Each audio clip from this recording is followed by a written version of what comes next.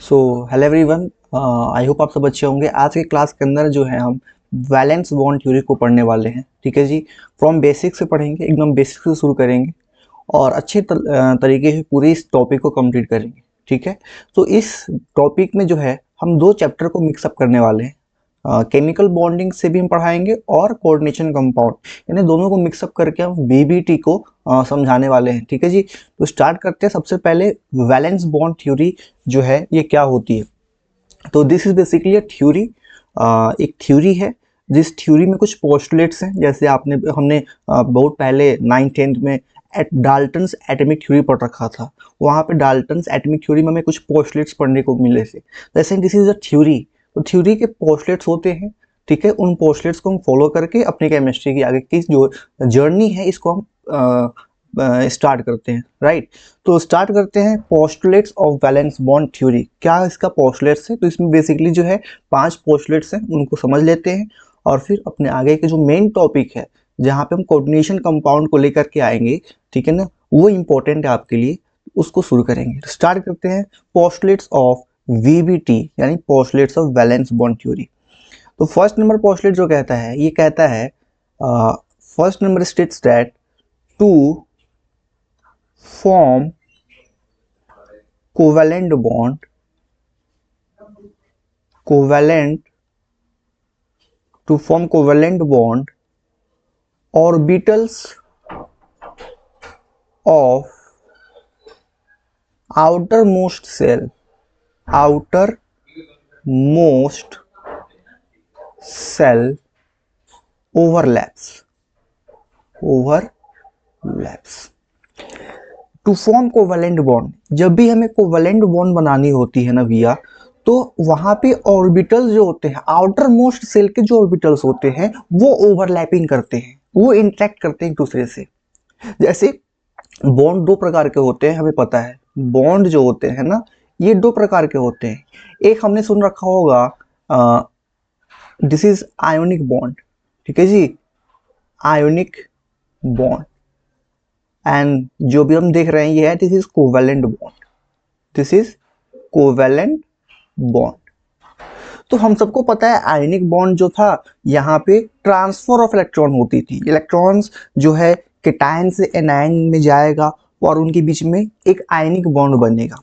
But covalent bond में क्या होता था, यहाँ पे ट्रांसफर नहीं होती थी। यहाँ पे दो एटम्स आपस में इलेक्ट्रॉन की शेयरिंग कर लेते थे कि भाई ये जो इलेक्ट्रॉन हमने ने शेयर किया है ये तुम्हारे तरफ भी काउंट होगी और मेरे तरफ भी काउंट होगी। शेयर्ड इलेक्ट्रॉन हम कहते थे वहां पे। ठीक है जी, तो कोवैलेंट बॉन्ड जो होता है this is formed when the sharing of electron take place. जब भी इलेक्ट्रॉन की शेयरिंग होती है तो वहां पे कोवैलेंट बॉन्ड बनती है। ठीक है, तो अब समझते हैं यहाँ पे।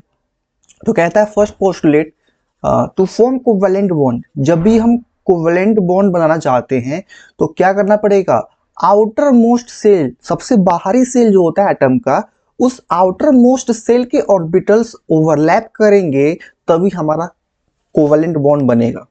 ठीक है जी, ये हमारे पास जो है फर्स्ट नंबर पोस्टुलेट्स है। आउटर मोस्ट सेल के ऑर्बिटल्स, ऑर्बिटल्स बोले तो सब सेल, जैसे के हो गया सेल। ठीक है जी, और उसके अंदर जो होते हैं सब सेल होते हैं जिन्हें हम ऑर्बिटल्स बोलते हैं। S orbital, P orbital, D orbital, F orbital, हमने पढ़ रखा था ना। तो ये ऑर्बिटल्स ओवरलैप करेंगे और हमारा जो है कोवैलेंट बॉन्ड बनेगा। अच्छा, ये बाद की बात है कि ओवरलैपिंग किस प्रकार से होगी। जैसे हेड ऑन ओवरलैपिंग करेंगे तो कुछ अलग बॉन्ड बनेगी, साइडवेज ओवरलैपिंग होगी तो कुछ अलग प्रकार के बॉन्ड बनेंगे। तो वो आगे हम देखेंगे, बट अभी हमको फर्स्ट में ये ध्यान रखना है कि जब भी हमारे पास ऑर्बिटल्स ओवरलैप करेंगे आउटर मोस्ट सेल के, तो वहां पे कोवैलेंट बॉन्ड बनेगा। क्लियर है? ठीक है जी। सेकेंड नंबर, सेकेंड नंबर कहता है more the overlapping, overlapping, more the overlapping, a stronger is the covalent bond, is the covalent bond। मतलब जितनी अच्छी ओवरलैपिंग होगी ऑर्बिटल्स की, उतना ही ज्यादा स्ट्रॉन्ग कोवैलेंट बॉन्ड बनेगा। ठीक है जी, जितनी अच्छी ओवरलैपिंग होगी उतना ही क्या होगा, स्ट्रॉन्गर कोवेलेंट बॉन्ड बनेगा। ये this is the second one. ठीक है जी, पोस्टलेट बहुत आसान है, इस पर ज़्यादा फोकस नहीं करना है, बस आपको ध्यान होनी चाहिए, एग्जाम में पूछेगा तो बस लिख के आ जाना है ऐसे। ठीक है जी, मेन हमारा इंपॉर्टेंट है कोऑर्डिनेशन कंपाउंड, जो मैं पढ़ाऊंगा 10-15 मिनट के बाद, वो इंपॉर्टेंट है हमारे लिए। नेक्स्ट थर्ड नंबर देखते हैं। थर्ड नंबर कहता है कि अब हमने यहाँ पे ये देखा कि बॉन्ड्स बनाने हैं हमें कोवेलेंट बॉन्ड, तो हमारी ओवरलैपिंग करानी पड़ेगी। अब ओवरलैपिंग कैसे हो सकती है, तो ओवरलैपिंग भैया दो प्रकार की होती हैं। Overlapping is of overlapping of orbitals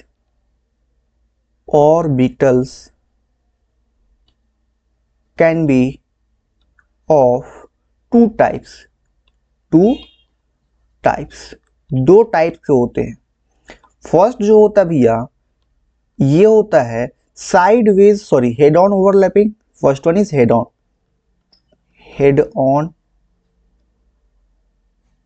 overlapping, and जो सेकेंड हमारा होगा, दिस इज साइडवेज ओवरलैपिंग।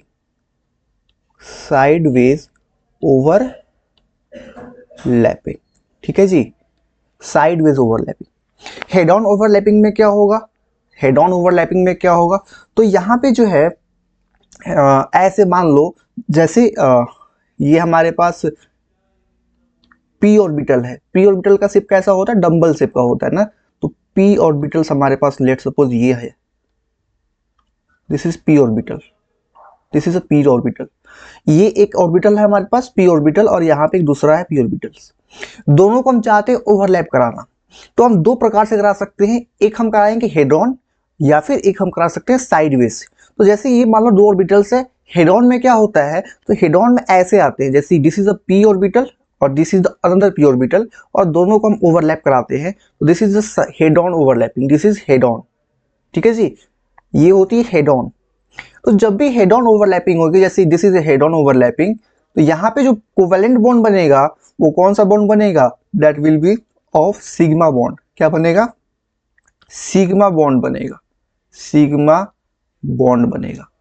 मतलब जब भी हम हेड ऑन ओवरलैपिंग कराएंगे तो सिग्मा बॉन्ड बनेगा। क्लियर है कहानी। अच्छा, नेक्स्ट हमारे पास है sideways overlapping.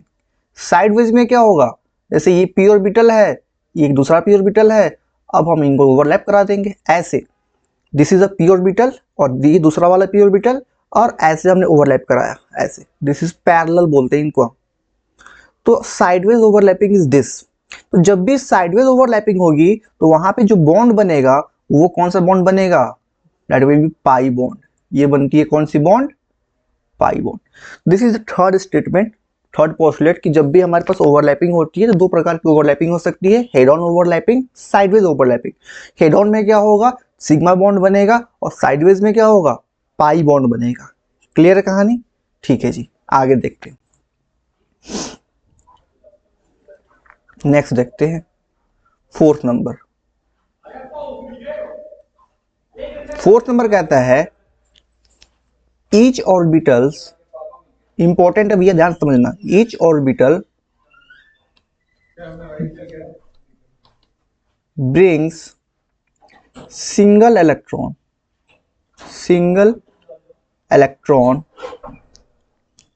having same spin, but after the overlapping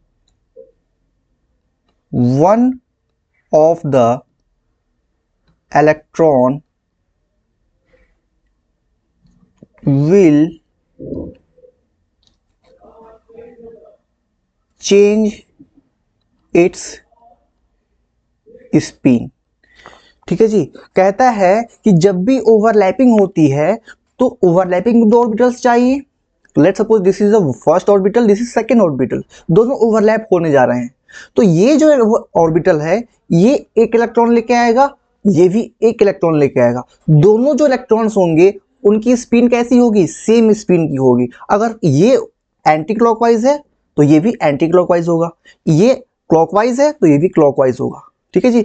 दो ऑर्बिटल्स जब ओवरलैप करेंगे तो दोनों सिंगल इलेक्ट्रॉन लेके आते हैं ऑफ सेम स्पिन, बट जब दोनों ओवरलैप कर जाएंगे उसके बाद जो हमारा ऑर्बिटल बनेगा उसमें एक इलेक्ट्रॉन अपना स्पिन चेंज कर देगा। जैसे समझते हैं, let's suppose this is orbital, ये हमारे पास एक ऑर्बिटल है, ये दूसरा ऑर्बिटल है। ठीक है जी। पहला ऑर्बिटल जो है ये एक इलेक्ट्रॉन लेके आएगा और ये भी एक इलेक्ट्रॉन लेके आएगा, सेम इलेक्ट्रॉन लेके आएंगे ऑफ सेम स्पिन। यहां पे देखो ये भी अपवर्ड की ओर है, ये भी अपवर्ड की ओर है, स्पिन सेम है दोनों का। बट आफ्टर ओवरलैपिंग, यहां पे ओवरलैपिंग जब हो जाएगी, ठीक है जी, तो जो नया ऑर्बिटल बनेगा ना,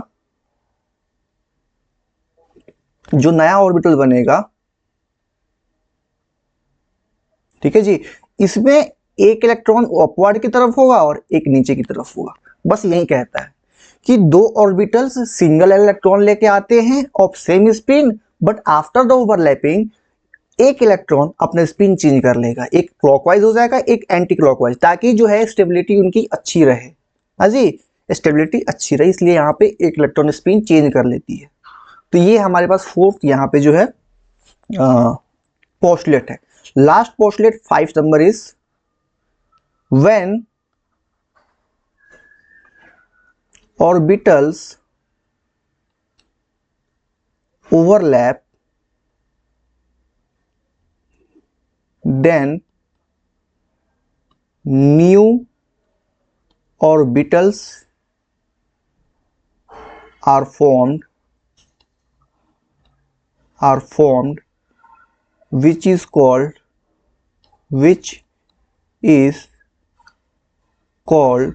hybridized orbitals। ठीक है जी। मतलब दो ऑर्बिटल्स जब ओवरलैप करेंगे और ओवरलैपिंग के बाद जैसे यहाँ पे नया ऑर्बिटल बना है ना, तो जो नया ऑर्बिटल बनता है उसको हम क्या कहेंगे, that will be the hybridised orbitals. वो क्या कहलाएगा, हाइब्रिडाइज्ड ऑर्बिटल कहलाएगा। तो आई होप आपको यहाँ तक क्लियर हो गई कोई चीज है। ठीक है जी। तो यहाँ पे ये पोस्टुलेट्स हमारे पास है जो हमने केमिकल बॉन्डिंग से उठाया है, बट अब आगे हम जो कंटिन्यू करने वाले हैं, this will be our coordination chemistry, जहाँ पे हम कोऑर्डिनेशन केमिस्ट्री में यहाँ पे बीपीटी को अप्लाई करेंगे। ठीक है जी। तो स्टार्ट करते हैं। तो कोऑर्डिनेशन कंपाउंड, सबसे पहले यहाँ पे मैं समझा देता हूँ, छोटे से 2 मिनट का डिस्कशन कर लेते हैं कोऑर्डिनेशन कंपाउंड की। तो हमने पहले पढ़ रखा है 12th क्लास में, जैसे देख लेते हैं, एग्जाम्पल दिखाते हैं। जैसे एग्जाम्पल एक लिखते हैं कोऑर्डिनेशन कंपाउंड का, CONH3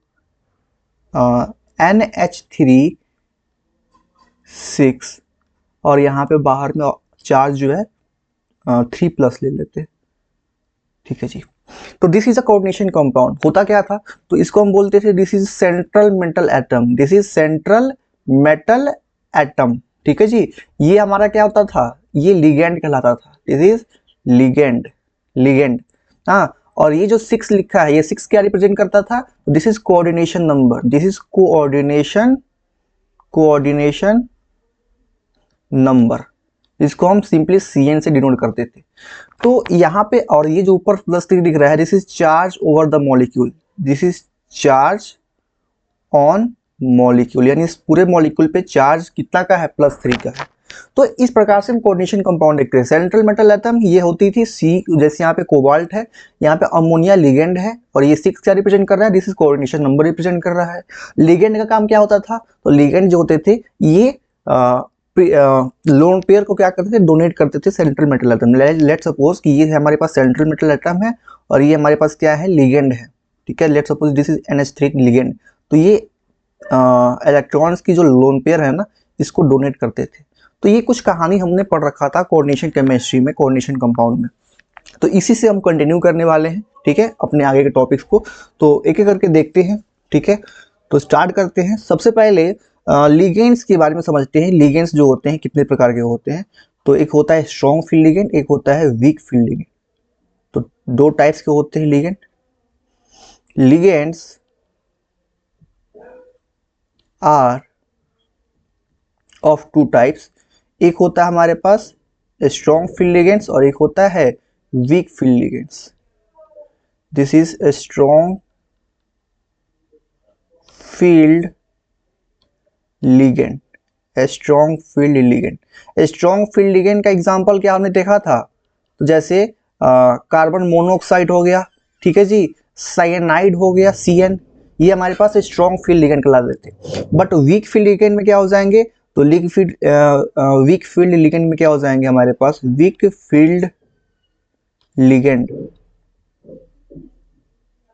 इसमें हमारे पास हो जाएंगे जैसे एग्जांपल, दो ही नाम फेमस है, एक वाटर होगा और एक अमोनिया होगा ना, वाटर और एक NH3, ठीक है जी. एक और लिख लेते हैं, जैसे हमारे पास जो भी हमारे हेलोजन्स होते हैं ये भी हमारे पास वीक फील्ड लिगेंड होते हैं. तो लिगेंड्स हमारे पास दो प्रकार के होंगे, एक स्ट्रॉन्ग फील्ड लिगेंड होगा.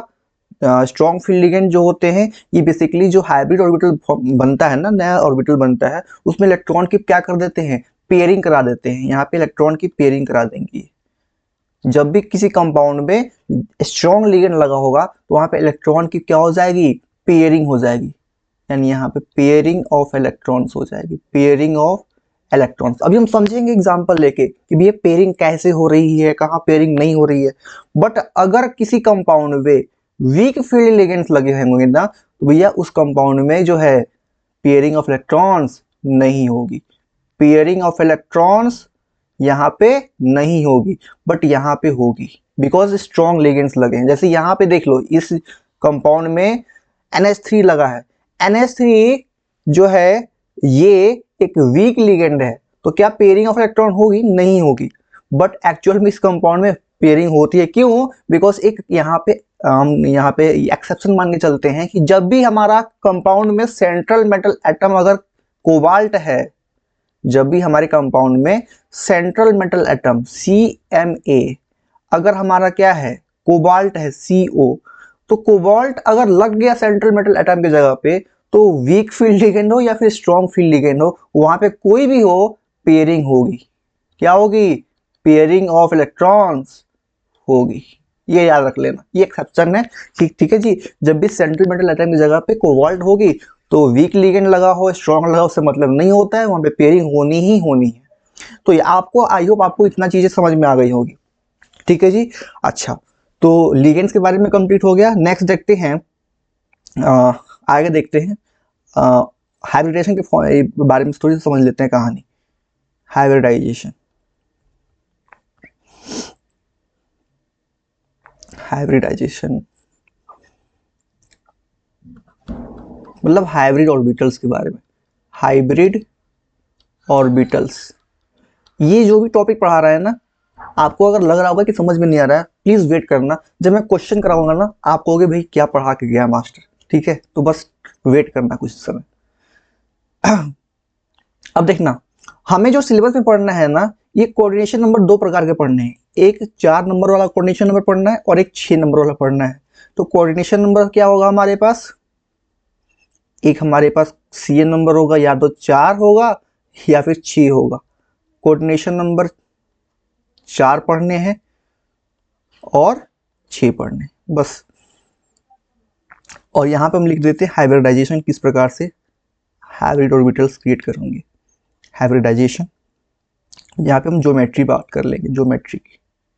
अभी आपको सब समझ में आ जाएगा, थोड़ी देर बस वेट कर लो, 5-10 मिनट. अब ध्यान समझना, कोऑर्डिनेशन नंबर 4 और 6 दो ही प्रकार के हमें यहाँ पे कंपाउंड्स को पढ़ने हैं, जहाँ पे या तो कोऑर्डिनेशन नंबर 4 होगा या फिर 6 होगा. ठीक है जी. अब हाइब्रिड ऑर्बिटल्स बनते कैसे हैं, लेट्स सपोज कि ये S ऑर्बिटल है और P में कितने ऑर्बिटल्स होते हैं, 3 होते हैं, पता होगा. D में 5 होते हैं, S में 1 होते हैं, P में 3 होते हैं, तो 1 2 3. ठीक है जी. तो ये एक S ऑर्बिटल और ये 3 P ऑर्बिटल्स आपस में ओवरलैप करके एक नया ऑर्बिटल बनाएंगे. ठीक है जी, एक नया ऑर्बिटल बनेगा,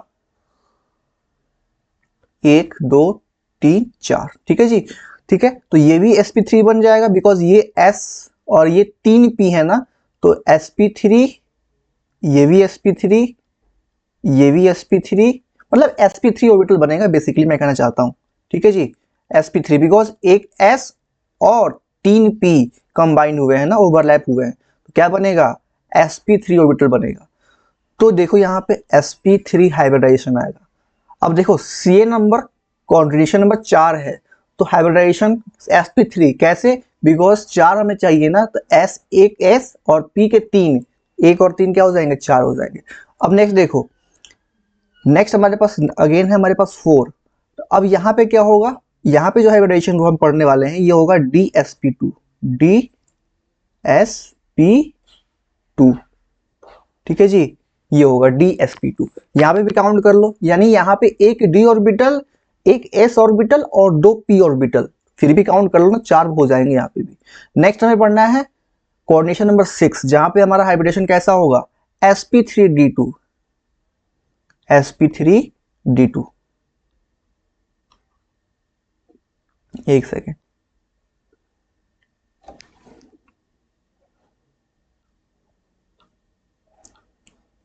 sp3,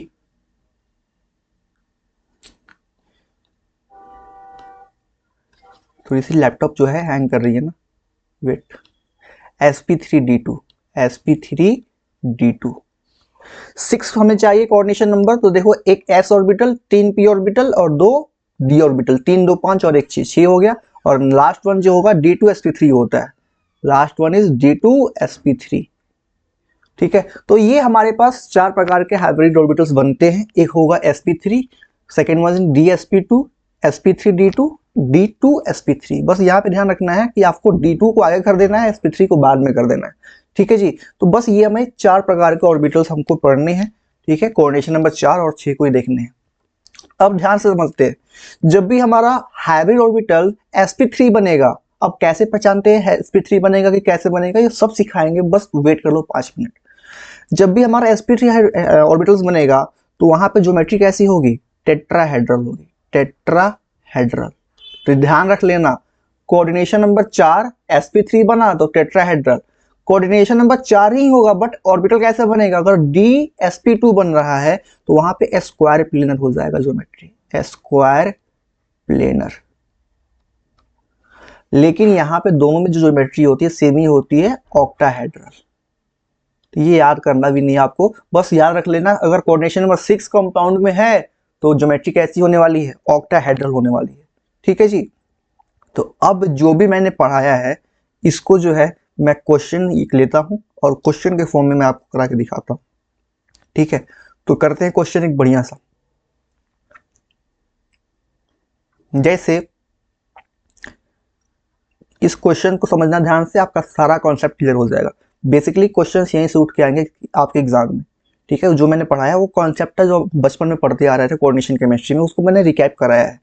एक्चुअल में मैं ये क्वेश्चन करा रहा हूँ, ये ध्यान समझना।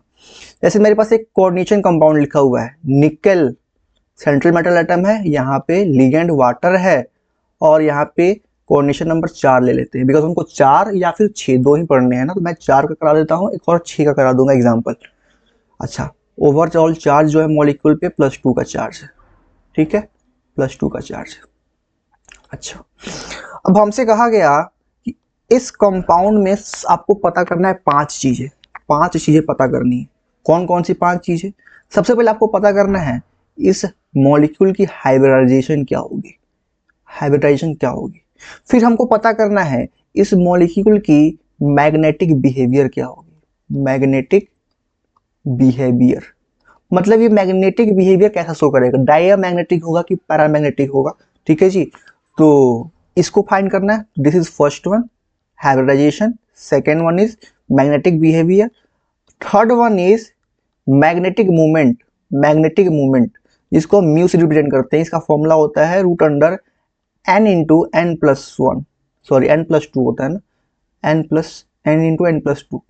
मैग्नेटिक मूवमेंट कैलकुलेट करना है, अभी हम सब सिखाएंगे इस क्वेश्चन को करा के। फोर्थ नंबर में हमको फाइंड करना है इसकी जो होगी ज्योमेट्री कैसी होगी, ज्योमेट्री, ठीक है जी। ये 4 चीजें हम फाइंड करेंगे हर एक कंपाउंड के लिए। तो एक हम 4 नंबर कोऑर्डिनेशन करा देते हैं, फिर नेक्स्ट हम क्वेश्चन में 6 नंबर कोऑर्डिनेशन नंबर देखेंगे।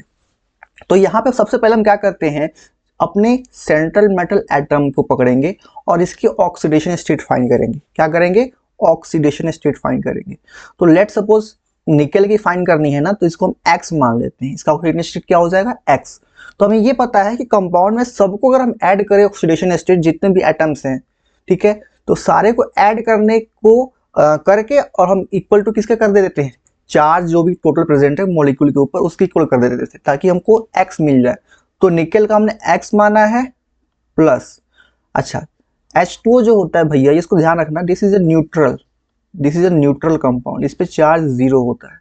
तो चार्ज जीरो है तो जीरो, चूंकि 4 H2O है तो 0 इंटू 4 कर देते हैं। अच्छा इक्वल टू किसके बराबर होगा, ओवरऑल चार्ज ऑन मॉलिक्यूल पर चार्ज कितना है +2 का यानी 2। तो x इक्वल टू क्या हो जाएगा +2, यानी निकेल का जो ऑक्सीडेशन स्टेट है कितना है +2। इसका मतलब ये है कि निकेल जो है 2 इलेक्ट्रॉन्स निकालना चाहता है। प्लस मतलब क्या होता है लॉस ऑफ इलेक्ट्रॉन, यानी इलेक्ट्रॉन लूज होने वाला है, यहाँ से 2 इलेक्ट्रॉन निकलने वाले हैं निकेल की इलेक्ट्रॉनिक कन्फिग्रेशन से। तो अब हम निकेल का इलेक्ट्रॉनिक कन्फिग्रेशन लिखना सीखना क्या है पता होना चाहिए। निकेल, ठीक है जी, निकेल की जो कोऑर्डिनेशन एटॉमिक नंबर होती है ना, एटॉमिक नंबर क्या होती है 28 होती है। तो निकेल की एक्चुअल कॉन्फ़िगरेशन क्या बनेगी 1s2 2s 2p 3s 3p 4s 3d, यहां तक होती है 30 तक। तो 28 एटॉमिक नंबर है तो 1s2 2s2 2p6 3s2 3p6 और 4s2, यहां तक 20 2 22 और 6 28, ये हमारे पास हो जाएगा निकेल की इलेक्ट्रॉनिक कन्फिग्रेशन एक्चुअल वाली। बट हमें क्या करनी है, निकेल में से 2 इलेक्ट्रॉन हटानी है हमें, तो भैया निकेल +2 की चाहिए ना। तो क्या हो जाएगा आउटर मोस्ट ऑर्बिटल जो है ना, आउटर मोस्ट सेल है ना, उसमें से 2 इलेक्ट्रॉन हटा देंगे। तो यानी हो जाएगा 1s2 2s2 2p6 3s2 3p6 4s2, ठीक है जी। तो 4s2 यहाँ पे ध्यान समझना, Ni+2 का कॉन्फ़िगरेशन में क्या करेंगे हम आउटर मोस्ट सेल में से 2 इलेक्ट्रॉन हटाएंगे। आउटर मोस्ट सेल कौन सा है 4s2 है ना, तो यहाँ से s में 2 इलेक्ट्रॉन से इनको हटा देंगे। तो हटा देंगे तो क्या बन जाएगा, हटाने से क्या बन जाएगा 4s2 गायब हो जाएगा तो 3p6 और 3d6 ये बन जाएगा, ठीक है जी, ये बन जाएगा। तो 4s से हमारे पास यहाँ पे 4s को भी मैं लिख ही देता हूँ। 4s जो है इसमें 0 इलेक्ट्रॉन हो जाएंगे। 4s में कितने इलेक्ट्रॉन्स 0 इलेक्ट्रॉन्स, 4s 0 और 3d6 2 इलेक्ट्रॉन्स निकाल दिया हमने यहाँ से। आउटर मोस्ट से निकलता है पता है आपको, आउटर मोस्ट सेल से इलेक्ट्रॉन्स निकलते हैं, ठीक है जी। तो अब हम नया यहाँ पे इनकी इलेक्ट्रॉनिक कॉन्फ़िगरेशन लिख चुके हैं। अब चलो यहाँ पे फोकस करते हैं हम, ये जो d ऑर्बिटल है ना, ठीक है जी, इसके ऊपर फोकस करते हैं, इसको समझते हैं ध्यान से, ध्यान समझना। अरे यहाँ पे 1 सेकेंड, 2 4 6 10 12 6 18 2 20 और सॉरी यहाँ पे 8 आएगा भैया, यहाँ पे मिस्टेक हुई एक छोटी सी, यहाँ पे 8 होंगी, यहाँ पे D8 आएगा, D8 इसको सुधार लेते हैं। चूंकि 28 होती है ना एटॉमिक नंबर तो 8 आएगा यहाँ पे भी 8, ठीक है अब सही है। तो इसको अगर हम फोकस करें, d ऑर्बिटल है, d ऑर्बिटल कितने बॉक्स होंगे, d में 5 बॉक्स होते हैं ना, 5 प्रकार का होता है 1 2 3 4 5, ठीक है। 8 इलेक्ट्रॉन्स को अरेंज करना है तो first second third fourth fifth sixth 7 8, ये हमारे पास आ चुकी है इलेक्ट्रॉनिक कॉन्फ़िगरेशन बढ़िया वाली। अब आपको फोकस करना है लिगेंड कैसा है। तो भैया यहाँ पे लिगेंड कौन सा है H2O लिगेंड है। लिगेंड हमारा कैसा है, लिगेंड H2O है। और अभी हमने देखा था H2O जो होता है ये वीक फील्ड लिगेंड होता है, अभी हमने देखा था यहाँ पे H2O is weak field ligand, ठीक है। अगर वीक फील्ड लिगेंड है तो पेयरिंग होगी इलेक्ट्रॉन्स की, नहीं होगी, तो यहाँ पे पेयरिंग नहीं होगी। ये वीक लिगेंड होता है, दिस इज वीक लिगेंड, तो यहाँ पे नो पेयरिंग होगी, इलेक्ट्रॉन्स की पेयरिंग नहीं होगी। तो यहाँ पे जो अनपेयर्ड इलेक्ट्रॉन्स है ये ऐसे ही रहेंगे, यहाँ पे पेयरिंग नहीं होगी, ठीक है। तो ये हमारे पास फाइनल इलेक्ट्रॉनिक कन्फिग्रेशन मिल चुकी है। अब यहां से हम इसको एब्जॉर्ब करके, एब्जॉर्ब नहीं ऑब्जर्व करके हम इन 4 चीजों को फाइंड करेंगे, इन 4 चीजों को हम क्या करेंगे फाइंड करेंगे, ठीक है जी। अब ध्यान समझना, नेक्स्ट स्लाइड पर चलते हैं, ठीक है, नेक्स्ट स्लाइड पे चलते हैं। हमारे पास ये मिल चुकी है फाइनल, 1 2 3 4 5, 1 2 3 4 5 6 7 2 4 6 8, ठीक है, ये हमारे पास हो चुकी है। लिगेंड का हमारे पास क्या सीन था भैया, लिगेंड हमारे पास H2 है, वीक लिगेंड। लिगेंड हमारा कैसा है H2O, जो कि कैसा है वीक लिगेंड, वीक लिगेंड। और कंपाउंड में H2O का संख्या कितना है 6 है ना। तो लिगेंड का मतलब क्या होता था, लिगेंड जो होते हैं इलेक्ट्रॉन की लोन पेयर को डोनेट करते हैं सेंट्रल मेटल एटम को। तो यहाँ पे सेंट्रल मेटल एटम हमारा क्या है, निकेल +2 है, निकेल +2। तो यहाँ पे H2O जो है ये 6 मॉलिक्यूल्स हैं, तो हर एक मॉलिक्यूल एक लोन पेयर को डोनेट करेगा। तो 6 मॉलिक्यूल हैं, तो 6 मिलकर कितना करेंगे, 6 लोन पेयर को डोनेट करेंगे।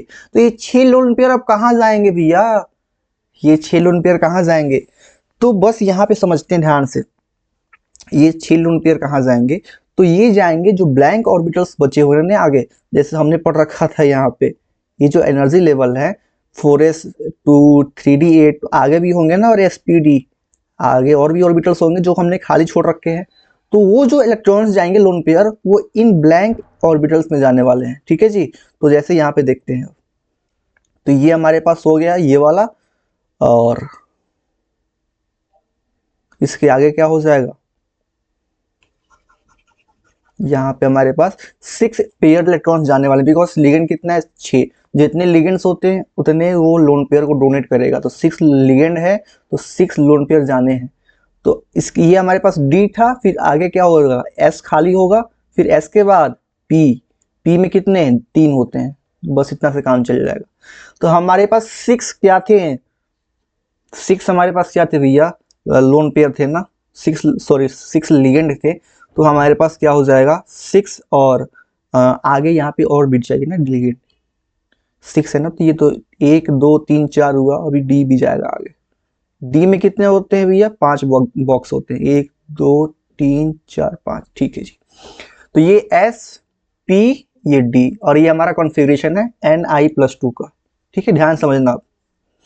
हमारा लिगेंड क्या था H2O, जो कितना है 6, यानी 6 इलेक्ट्रॉन्स देने वाला, यानी एक यहाँ पे जाएगा लोन पेयर, एक इसमें जाएगा, एक इसमें, 3 4 5 6, बस ये हमारे पास यूटिलाइज हुए। अब यहाँ से हम हाइब्रिडाइजेशन लिखना सीखेंगे, ध्यान समझना। हाइब्रिडाइजेशन, हाइब्रिडाइजेशन कैसे लिखेंगे, तो हाइब्रिडेशन लिखने के लिए कैसे करते हैं, तो भैया जो हमारा लिगेंड है, लिगेंड जिस जिस ऑर्बिटल में इलेक्ट्रॉन को ट्रांसफर किया है, इलेक्ट्रॉन को डोनेट किया है, उसको बस लिख दो, आपका हाइब्रिडेशन वही हो जाएगा। तो H2O 6 था, तो एक S में गया है, P में 3 गए हैं, तो P3, और D में 2 गए हैं, तो D2, D क्या हो जाएगा 2 हो जाएगा, तो sp3d2, sp3d2।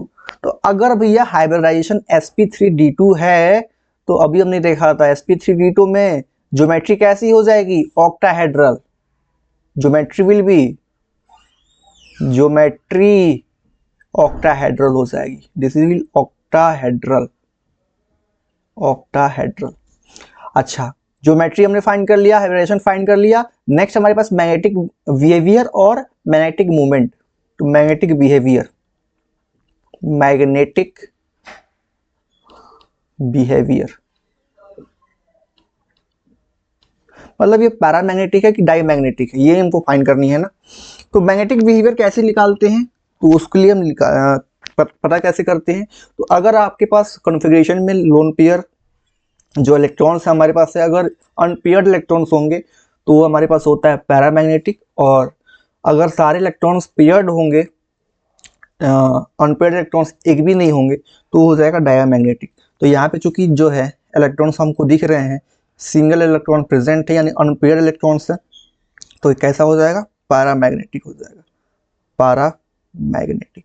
बट वहीं अगर पेयरिंग हो जाती तो एक भी पेयर्ड इलेक्ट्रॉन्स नहीं होते, तो वहाँ पे हमारे पास डायमैग्नेटिक हो जाती मॉलिक्यूल, ठीक है जी। अब हम फाइंड करते हैं magnetic movement, magnetic movement. Magnetic movement mu से डिनोट करते हैं। म्यू का formula root under n into n plus two. N क्या होते हैं? Number of unpaired electrons. तो यहाँ पे नंबर ऑफ अनपेयर्ड इलेक्ट्रॉन्स कितने हैं? 2 हैं। एक यहाँ पे है और एक यहाँ पे है। तो 2 इंटू एन 2 प्लस 2 कितने हो जाएंगे? Root under 8। This is the magnetic movement. ठीक है जी। तो ये हमारे पास कोई भी कंपाउंड दे दिए जाएंगे और इस प्रकार से हमको यहाँ पे इन 4 चीज़ों को फाइंड आउट करनी होगी। हाइब्रिडेशन निकालनी होगी, ठीक है जी, ज्योमेट्री बतानी होगी, मैग्नेटिक बिहेवियर बतानी होगी और मैग्नेटिक मूवमेंट निकालनी होगी। तो जैसे हमने यहाँ पे NiH2O का 4 ये है लिगेंड है और इसका हमने क्या करा है? पूरा यहाँ पे हमने निकाल कर रखा है hybridisation, geometry, magnetic behaviour, magnetic movement. ठीक है जी। तो ये जो एग्जाम्पल था यहाँ पे कोऑर्डिनेशन नंबर कितना था? 4 था। ठीक है। एक और एग्जाम्पल देखते हैं जहाँ पे कोऑर्डिनेशन नंबर क्या हो जाएगी? कोऑर्डिनेशन नंबर 6 हो जाएगी। ठीक है, उसको करके देखते हैं। 6 वाले को करके देखते हैं। Example number 2। यहाँ पे हम कोबाल्ट को लेके आते हैं। कोबाल्ट, बिकॉज ये एक्सेप्शन केस था ना। यहाँ पे लिगेंड NH3 6 लिगेंड होंगे और यहाँ पे चार्ज कितना हो जाएगा? +3। This is the question. हमें उन 4 चीज़ों को फाइंड करनी है। ज्योमेट्री फाइंड करनी है, वाइब्रेशन फाइंड करनी है, मैग्नेटिक मूवमेंट फाइंड करनी है और पैरा या फिर डाया है ये पता करनी है। तो सबसे पहले कहानी क्या करते थे हम? यहाँ पे भी हम क्या करेंगे? सेंट्रल मेटल एटम की ये ऑक्सीडेशन स्टेट फाइंड करेंगे। तो X मान लिया, ठीक है जी। चलो जी, तो इसकी charge X plus NH3 neutral होता है, यानी charge 0 into 6 equal to overall charge कितना है? +3। तो X की वैल्यू +3। अब इस +3 का मतलब कोबाल्ट के कॉन्फ़िगरेशन में से 3 इलेक्ट्रॉन को गायब कर दो। चलो कोबाल्ट की कॉन्फ़िगरेशन लिखते हैं। भैया कोबाल्ट की एटॉमिक नंबर कितनी होती है? 27 होती है जी। कोबाल्ट की एटॉमिक नंबर क्या होती है? 27। तो एटॉमिक नंबर हो जाएगी इसकी 27। कॉन्फ़िगरेशन लिखते हैं फटाक से। 1s 2s 2p 3s 3p 4s 3d।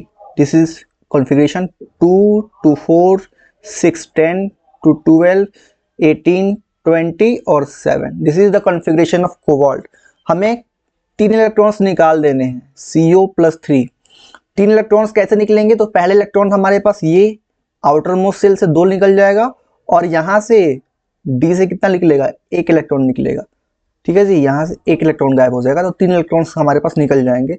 तो इलेक्ट्रॉनिक कॉन्फ़िगरेशन क्या बन जाएगा? 1s2 2s2 2p6 3s2 3p6 4s0 और 3d6 ये बनेगा। ठीक है जी, ये बनेगा 3d6।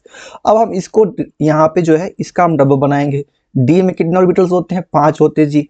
चलो जी 5 बक्स बनाते हैं, 5 डब्बे बना लेते हैं। दिस इज 5 डब्बा। 1 2 3 4 5।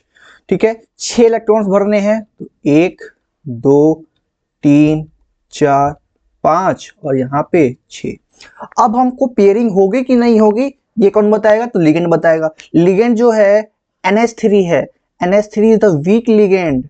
बट खुशी की बात ये है कि सेंट्रल मेटल एटम में कौन बैठा है? कोबाल्ट। और हमने देखा है कि जब भी सेंट्रल मेटल एटम की जगह पे कोबाल्ट होगा तो भैया वीक लिगेंड हो या फिर स्ट्रॉन्ग लिगेंड हो, हमेशा पेयरिंग होगी। तो यहाँ पे पेयरिंग होगी, pairing will happen. Pairing of electrons जो होगी यहाँ पे होगी। तो जो जो इलेक्ट्रॉन्स अनपेयर्ड दिख रहे हैं ना, ये यहाँ पे पेयरिंग हो जाएगी। ये यहाँ पे चला जाएगा और ये यहाँ पे आ जाएंगे, मतलब पेयर्ड हो जाएंगे एक तरीके से। तो कैसा बन जाएंगे? ये स्ट्रक्चर ऐसा कुछ बन जाएगा देखने में। दिस इज 5 डब्बे थे, 3 4 5। ये तो पहले से ही था, ये इसमें चला जाएगा, ये इसमें चला जाएगा, ये 2 खाली हो जाएंगे, पेयर्ड हो जाएंगे इलेक्ट्रॉन्स। ठीक है जी, पेयर हो जाएंगे। अच्छा, अब इसके बाद जो है S खाली होगा, P खाली होगा 3 और आगे D भी होगा ना। तो बस मेरा इतना ही में काम चल जाएगा। अब ध्यान समझना, लिगेंड्स कितने हैं जी? लिगेंड्स कितने हैं? 6।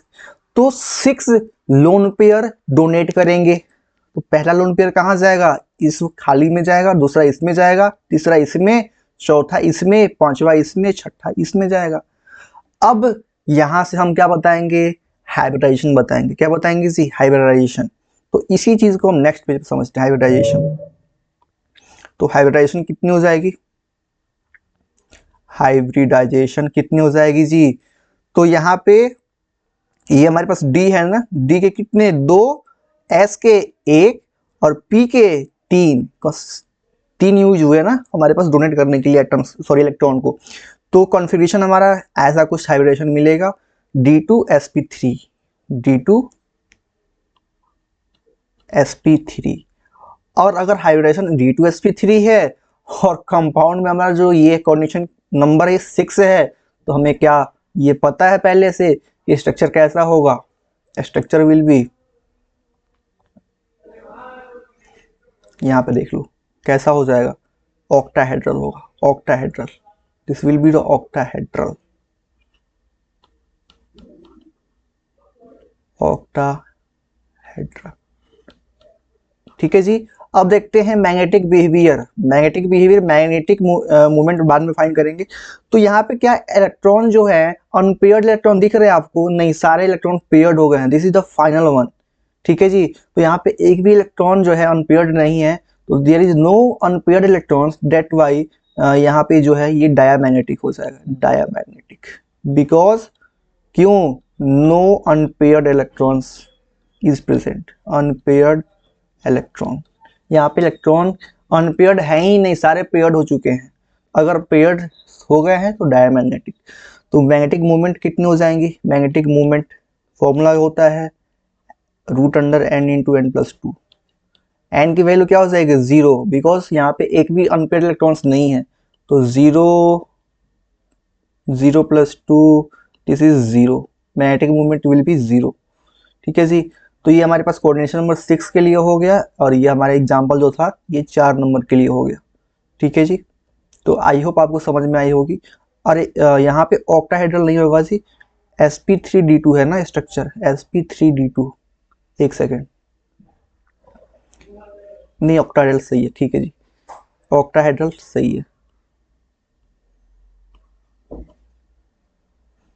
ऑक्टाहेड्रल सही है, ठीक है।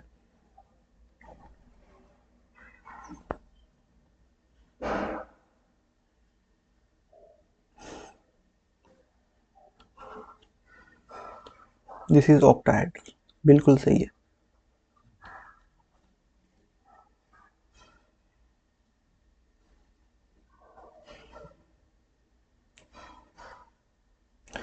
अरे यार यहाँ पे जो है मैंने 6 ले रखा है ना, एक सेकेंड, एक छोटी सी मिस्टेक हुई है, ये H2O जो है 4 है यार, वो शिट।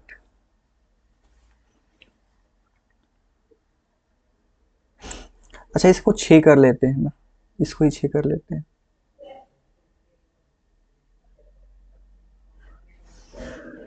सब कुछ सही है, बट यहाँ पे एक मिस्टेक हो चुकी है कि हमने H2O को 6 रखा था ना, यहाँ पे 4 ही लेना है, तो 1 2 3 4 यूज होंगे, ये यूज नहीं होगा। ठीक है जी, ये यूज नहीं होगा, तो हमारा जो है हाइब्रिडेशन चेंज हो गया यहाँ पे, इसको सुधार लेना भाई, तो इसी मिस्टेक हो गई है ना। हाइब्रिडाइजेशन क्या हो जाएगा, S का 1, P का 3, sp3 हो जाएगा। अगर sp3 है तो ज्योमेट्री भी क्या हो जाएगी, चेंज हो जाएगी। sp3 में ज्योमेट्री क्या होती है देख लो, sp3 में ज्योमेट्री क्या हो जाएगी, टेट्राहेड्रल हो जाएगी ना, तो टेट्राहेड्रल ज्योमेट्री लिख देते हैं, बस ये ध्यान से समझ लेना, टेट्राहेड्रल।